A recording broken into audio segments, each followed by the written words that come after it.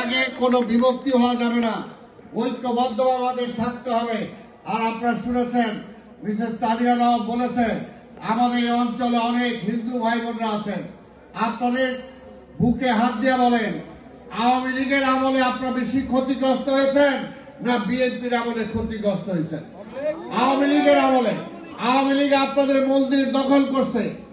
আওয়ামী লীগ ঢাকেশ্বরে মন্দিরে আপনাদের মূর্তির যাকে পূজা করেন সেখান থেকে স্বর্ণের গহনা চুরি করে নিয়ে গেছে। সারা বাংলাদেশের দেবীদের অপমান করছে।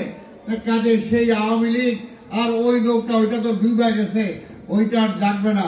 আরেকটা কথা বলতে চাই, আমাদের পার্শ্ববর্তী দেশে যারা আছেন আপনাদের বলতে চাই, আপনাদের সাথে আমরা সম্পর্ক চাই, কিন্তু সম্পর্কটা জনগণের সাথে, কোন আওয়ামী লীগ নামেও কোন দলের সাথে না। জনগণের সাথে সম্পর্ক রাখেন, জনগণ আপনাদের সাথে আছে। হ্যাঁ, যুদ্ধকালীন আমরা যুদ্ধ করেছি, ওপার গিয়েছিলাম, ট্রেনিং দিয়েছি, অনেক কষ্ট করেছি, আপনারা সহযোগিতা করেছেন, সেটার জন্য আপনাদের কাছে আমরা ঋণী। কিন্তু তার মানে এই না এই দেশটা আপনাদের কাছে আমরা বেচা দেই নাই, এটাও মনে রাখতে হবে। তাই আমরা আমাদের দেশ স্বাধীন দেশ, স্বাধীনভাবেই থাকবে। কেউ যদি এটাকে হস্তক্ষেপ করতে চায় ওই হাত ভাঙা দেওয়া হবে, সেটা যারই হাত হোক না কেন। পরিষ্কার কথা, এই দেশ কখনো বর্ষতা স্বীকার করে নাই। শেখ হাসিনা অনেক দাবড়াইছিল।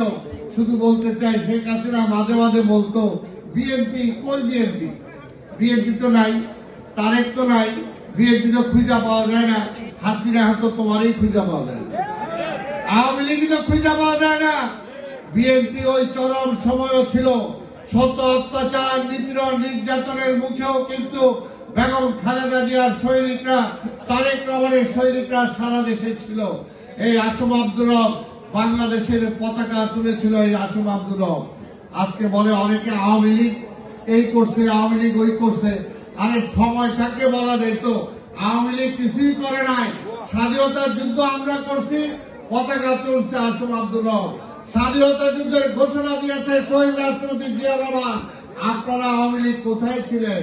ওই ওপারে হোটেলে আপনারা মদ খাইছেন আর ফুর্তি করছেন। স্বাধীনতার পরে আইসা আবার এই দেশে মদ খাওয়া শুরু করছেন। এর বাইরে তো আওয়ামী লীগের কিছু নাই।